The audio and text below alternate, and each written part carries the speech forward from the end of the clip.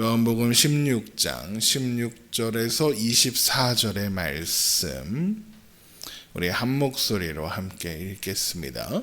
조금 있으면 너희가 나를 보지 못하겠고 또 조금 있으면 나를 보리라 하시니 제자 중에서 서로 말하되 우리에게 말씀하신 바 조금 있으면 나를 보지 못하겠고 또 조금 있으면 나를 보리라 하시며 또 내가 아버지께로 감이라 하신 것이 무슨 말씀이냐 하고 또 말하되 조금 있음이니라 하신 말씀이 무슨 말씀이냐 무엇을 말씀하시는지 알지 못하노라 하거늘 예수께서 그 묻고자 함을 아시고 이르시되 내 말이 조금 있으면 나를 보지 못하겠고 또 조금 있으면 나를 보리라 함으로 서로 문의하느냐 내가 진실로 진실로 너희에게 이르노니 너희는 곡하고 애통하겠으나 세상은 기뻐하리라 너희는 근심하겠으나 너희 근심이 도리어 기쁨이 되리라 여자가 해산하게 되면 그 때가 이르렀으므로 근심하나 아기를 낳으면 세상에 사람 난 기쁨으로 말미암아 그 고통을 다시 기억하지 아니하느니라 지금은 너희가 근심하나 내가 다시 너희를 보리니 너희 마음이 기쁠 것이요 너희 기쁨을 빼앗을 자가 없으리라 그날에는 너희가 아무것도 내게 묻지 아니하리라 내가 진실로 진실로 너희에게 이르노니 너희가 무엇이든지 아버지께 구하는 것을 내 이름으로 주시리라 지금까지는 너희가 내 이름으로 아무것도 구하지 아니하였으나 구하라 그리하면 받으리니 너희 기쁨이 충만하리라. 아멘. 예수님은 제자들에게 성령님이 오실 것에 대하여 알리시면서 그가 오시면 그들을 모든 진리 가운데로 인도하사 그들의 무지함과 연약함을 감당하게 하실 것이다 라고 말씀하셨습니다.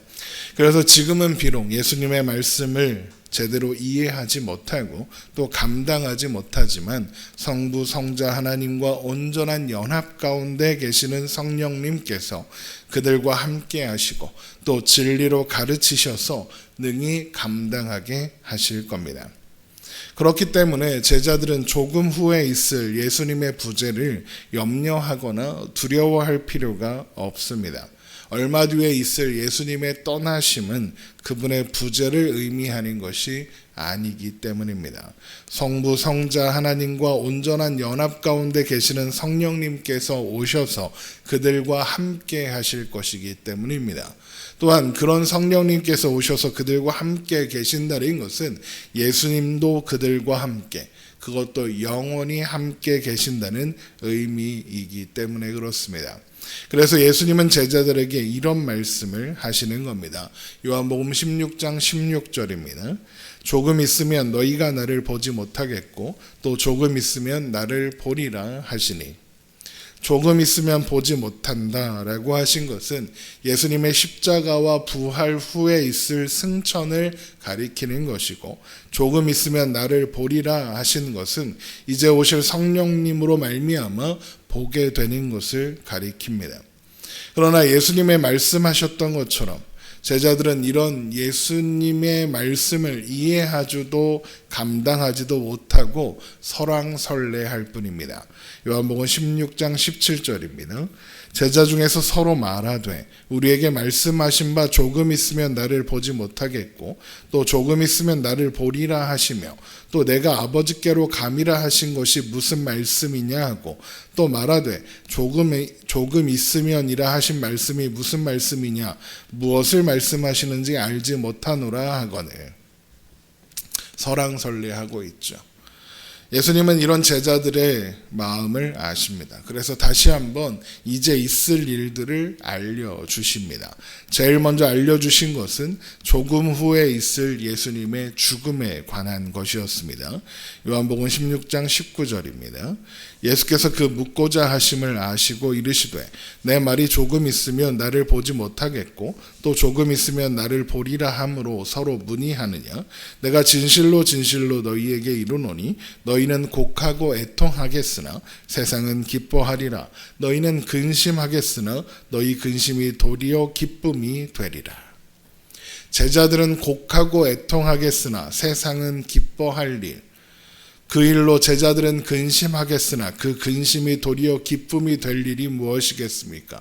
바로 예수님의 십자가 죽음과 고난입니다.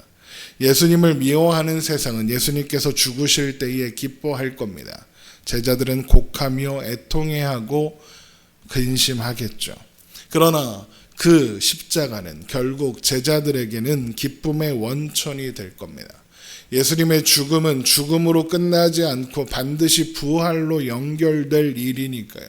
단순히 예수님이 살아나셔서 기쁘다 이런 게 아닙니다. 예수님의 부활은 신자들 또한 그 부활에 연합하게 될 것을, 그래서 부활하게 될 것을, 그래서 영원한 생명을 누리게 될 것을 확증하는 근거고 증거가 되기 때문에 그렇습니다. 그래서 예수님은 십자가를 해산하는 고통으로 부활을 새로운 생명의 탄생과 그로 인한 기쁨으로 비유하여 말씀하시는 겁니다. 요한복음 16장 21절입니다. 여자가 해산하게 되면 그때가 이르렀으므로 근심하나 아기를 낳으면 세상에 사람 난 기쁨으로 말미암아 그 고통을 다시 기억하지 아니하느니라. 그러므로 지금 제자들이 하는 근심은 기쁨이 될 겁니다. 요한복음 16장 22절입니다. 지금 너희가 근심하나 내가 다시 너희를 보리니 너희 마음이 기쁠 것이요 너희 기쁨을 빼앗을 자가 없으리라. 내가 다시 너희를 보리니 너희 마음이 기쁠 것이요 라고 하신 것은 부활하신 예수님께서 그들을 다시 만나는 기쁨, 곧 부활의 기쁨을 가리키는 것이고, 너희 기쁨을 빼앗을 자가 없으리라 라고 하신 것은 예수님께서 승천하신 후에 오시는 성령님을 통하여 그들과 함께 영원히 계실 것이므로 그들의 기쁨을 빼앗을 자가 없다라고 말씀하신 겁니다. 그러므로 그 모든 일이 이루어진 후에 제자들은 더 이상 아무것도 묻지 않게 될 겁니다. 요한복음 16장 23절입니다. 그날에는 너희가 아무것도 내게 묻지 아니하리라. 더 이상 질문할 필요가 없게 된다, 이런 의미입니다. 예수님을 통하여 성부 하나님께 직접 나아갈 수 있게 될 것이며 이후로 영원토록 성령님께서 우리를 진리 가운데로 인도하실 것이기 때문에 그렇습니다. 성령님께서 우리를 기록된 말씀으로, 기록된 말씀 가운데 인도하사 하나님과 그리스도를 아는 지식으로 충만하게 하실 겁니다.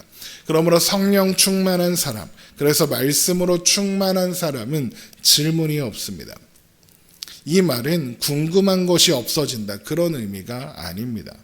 그 뜻과 의미를 당장 이해하지 못하더라도 결국에는 말씀과 우리의 삶을 통해 알게 하실 것을, 그리고 결국에는 하나님 나라 앞에서 설명해 주실 것을 믿음으로 끊임없이 궁금해하고 질문할 것이나, 지금 예수님의 말씀을 듣고 있는 제자들처럼 설왕설래하며 두려워하거나 염려함으로 말씀을 감당하지 못하는 수준에 머물러 있지 않다는 의미입니다. 그래서 신자는 언제나 말씀 앞에 겸손히 서서 성령님께서 진리로 인도하실 것을 믿으며 그분의 지혜를 구하며 나아가는 겁니다. 또한 그래서 그날에는 너희가 아무것도 내게 묻지 아니하리라 라고 말씀하신 주님께서 내가 진실로 진실로 너희에게 이르노니 너희가 무엇이든지 아버지께 구하는 것을 내 이름으로 주시리라 라고 말씀하시는 겁니다. 요한복음 16장 23절입니다. 그날에는 너희가 아무것도 내게 묻지 아니하리라. 내가 진실로 진실로 너희에게 이르노니 너희가 무엇이든지 아버지께 구하는 것을 내 이름으로 주시리라. 이 말씀을 보고 기도응답에 대한 말씀이구나, 그렇게 바로 생각하면 안 됩니다. 왜냐하면 그날에는 너희가 아무것도 내게 묻지 아니하리라에 연결된 말씀입니다. 신자가 결국에는 진리를 구하고 진리 가운데 머물며 진리로 살기 원하게 된다, 그 말씀을 하시는 겁니다. 성령으로 충만케 되어서 진리로 인도함을 받는 자가 바라는 소원이 무엇이겠습니까? 진리를 아는 기쁨 아니겠습니까? 성부, 성자, 성령 하나님을 아는 기쁨, 하나님의 뜻과 계획을 아는 기쁨, 그로 인해서 우리 삶에 가득한 성령의 인도하심을 받는 그 인도하심을 아는 기쁨입니다. 이것이 삶을 사는 지혜이고 삶에서 누릴 수 있는 가장 큰 기쁨이 될 겁니다. 하나님은 그 기쁨을 구하는 자에게 그 기쁨을 충만하게 하실 겁니다. 요한복음 16장 24절입니다. 지금까지는 너희가 내 이름으로 아무것도 구하지 아니하였으나 구하라. 그리하면 받으리니 너희 기쁨이 충만하리라. 그래서 우리의 기도는 언제나 진리를 구하는 기도인 겁니다. 삶의 문제로 고민하며 드리는 기도, 가족과 자녀를 위하여 드리는 기도, 사랑하는 이들을 위하여 드리는 기도, 교회를 위하여 드리는 기도 모두 다 결국에는 진리를 구하는 기도입니다.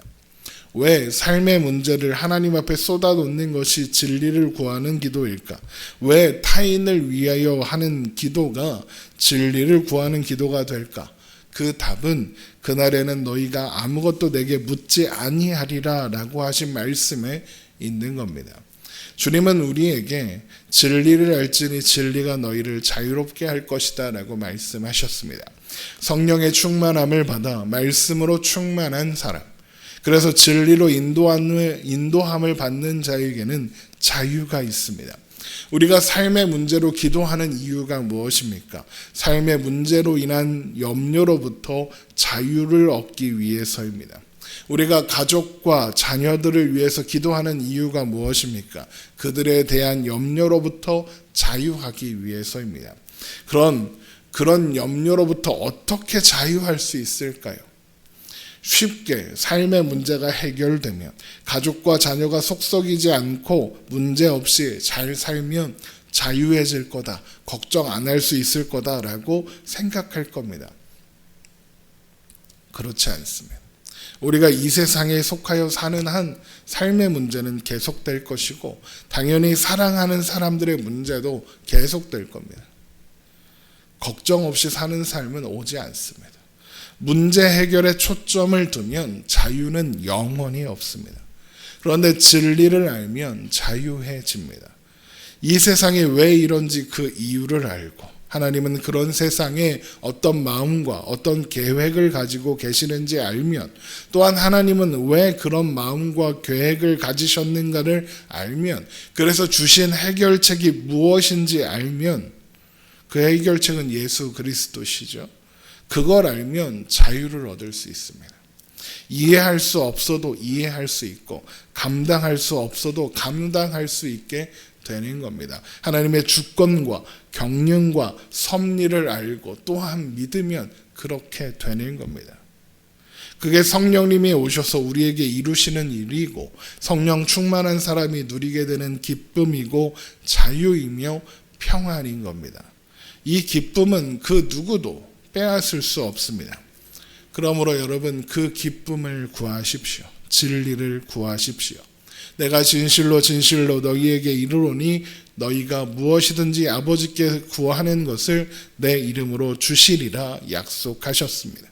그러므로 구할 때에 주실 것입니다. 기도하겠습니다.